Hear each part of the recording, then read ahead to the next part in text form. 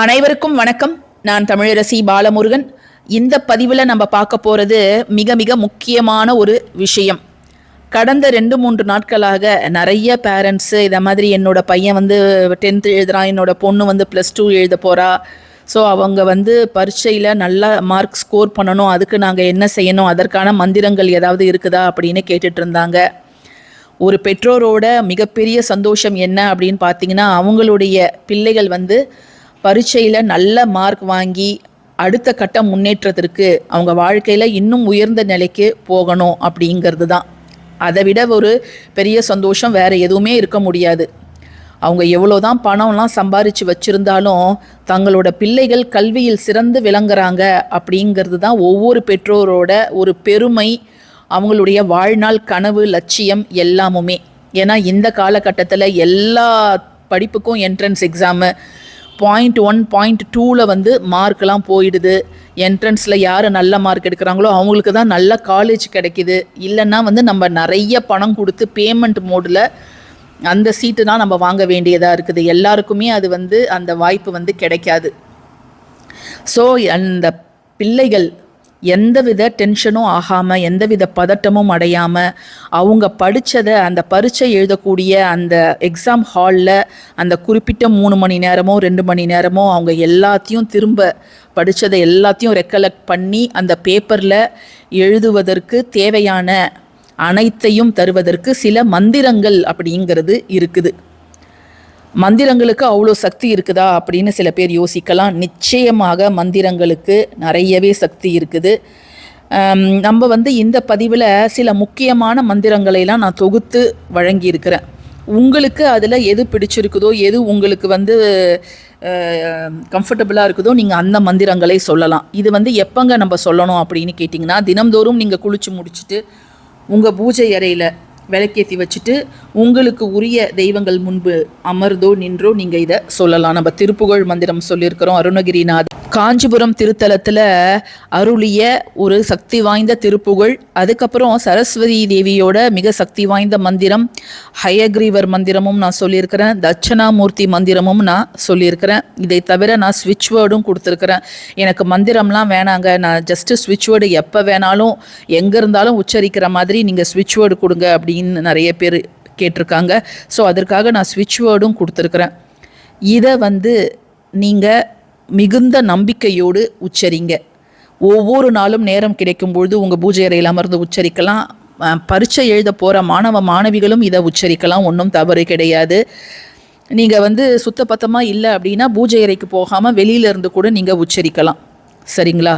So எல்லாருமே இப்போ இந்த வருஷம் எக்ஸாம் எழுத போகிற அனைத்து மாணவிகள் என்ன எக்ஸாமாக இருந்தாலும் சரி, போட்டித் தேர்வுகளாக இருந்தாலும் சரி அல்லது கவர்மெண்ட் எக்ஸாமாக இருந்தாலும் சரி, எல்லாருமே நல்ல ஸ்கோர் எடுப்பாங்க. ரொம்ப சின்ன திருப்புகழ் தாங்க, 8 வரிகள் தான். அதுவும் ரொம்ப எளிமையான வார்த்தைகள்.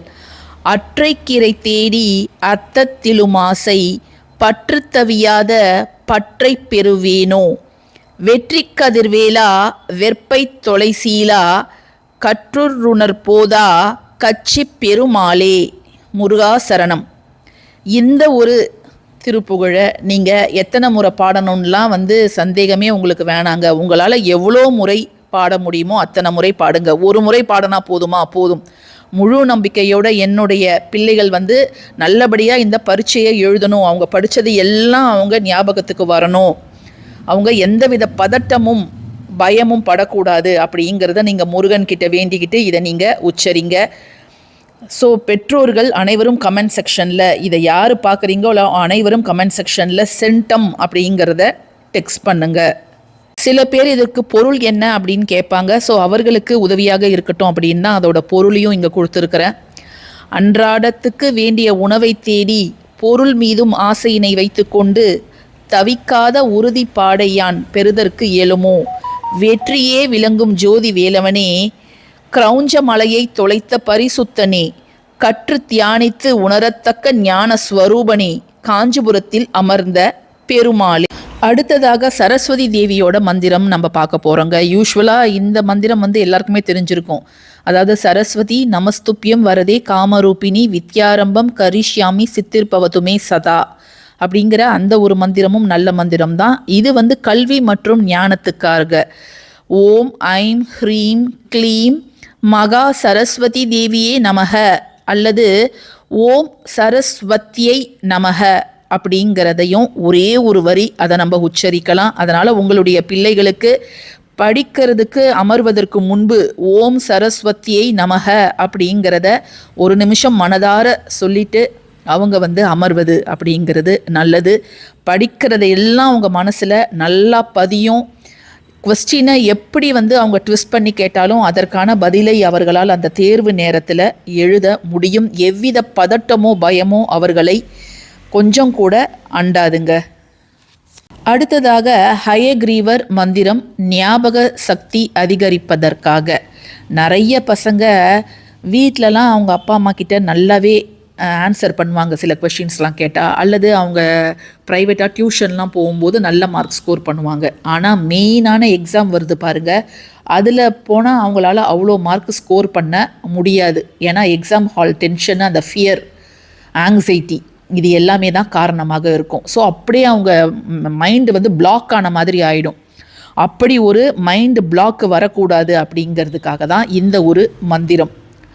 ஓம் ஹயக்ரீவாய வித்மஹே மகா வித்யாயை தீமஹி தன்னோ ஹயக்ரீவ பிரசோதயாத். இதை வந்து அவங்களுடைய பெற்றோர்களும் அவங்களுடைய பிள்ளைகளோட ஞாபக சக்தி அதிகரிப்பதற்காக அவங்க வீட்லேயோ அல்லது அருகில் இருக்கக்கூடிய கோவில்லையோ போயிட்டு இதை வந்து உச்சரிப்பது நல்லதுங்க. அடுத்ததாக தென்முக கடவுள் தட்சணாமூர்த்தியோட மந்திரம். அனைத்து கலைகளுக்கும் தலைவராக இருக்கக்கூடியவர் வந்து தட்சணாமூர்த்தி தான். நிறைய பேர் கொண்டை கடலை மாலை ஒவ்வொரு வியாழக்கிழமையும் தட்சணாமூர்த்திக்கு வந்து அணிவிப்பார்கள். ஸோ அவருக்குரிய மிக சக்தி வாய்ந்த ஒரு மந்திரம் ஓம் நமோ பகவதே தட்சணாமூர்த்தையே மஹ்யம் மேதாம் பிரக்ஞாம் பிரயச்ச நமக அப்படிங்கிற இந்த ஒரு மந்திரத்தை நீங்கள் உச்சரிக்கலாங்க.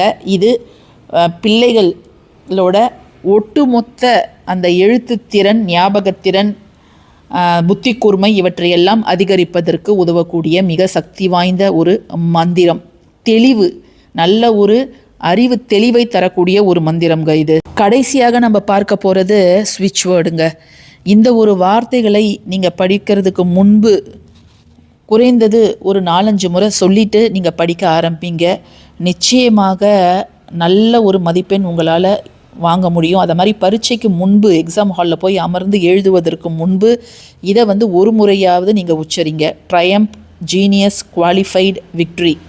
நீங்கள் வீட்டில் இருக்கும்பொழுது ஒரு கிளாஸ் தண்ணீரை உங்கள் கைகளில் வச்சுட்டு, அதாவது படிக்க போகிறவங்க கைகளில் வச்சுட்டு இந்த வார்த்தைகளை குறைந்தது ஒரு 8 முறை 9 முறை உச்சரிச்சுட்டு நீங்கள் அந்த தண்ணீரை குடிச்சிடலாம். இது எல்லாமே நீங்கள் நன்றாக தயாராக இருக்கணும். உங்களாலான அனைத்து முயற்சிகளையும் நீங்கள் போடணும். திரும்ப திரும்ப படித்து பார்க்கணும். படங்களை எல்லாம் வரைஞ்சி பார்க்கணும். அதே போல் கணக்குகள்லாம் திரும்ப திரும்ப போட்டு பார்க்கணும். நீங்கள் ஒரு முறை எழுதி பார்ப்பது 10 முறை படிப்பதற்கு சமம். ஸோ உங்களாலான எல்லாத்தையும் நீங்கள் செஞ்சுட்டு அதுக்கப்புறம் இந்த மந்திரங்களை எல்லாம் நீங்கள் உச்சரிக்கும்பொழுது நிச்சயமாக வெற்றி உங்கள் வசமாகும். இந்த பதிவு பிடிச்சிருந்ததுன்னா கட்டாயமாக லைக் பண்ணுங்கள், ஷேர் பண்ணுங்கள், நம்ம சேனலுக்கு சப்ஸ்கிரைப் பண்ணுங்கள். தேங்க்யூ ஃபார் வாட்சிங் திஸ் வீடியோ. நன்றி.